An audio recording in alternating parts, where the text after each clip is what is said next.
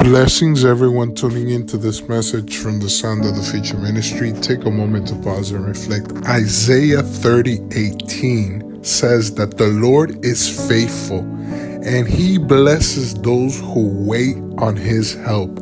I assure you that what the Lord has promised you, he will make it come to fruition. The only thing he requires us to do is to wait on him. In Jesus' mighty name, amen. Bendiciones a todos los que sintonizan este mensaje del Ministerio del Sonido del Futuro. Pausa y reflexiona. Isaías 30:18 dice que el Señor es fiel y Él bendice a aquellos que esperan en su ayuda. Yo te aseguro que aquello que el Señor te ha prometido, Él lo hará cumplir en tu vida. Lo único que Él pide de nosotros es esperar en Él. En el nombre de Jesús, amén.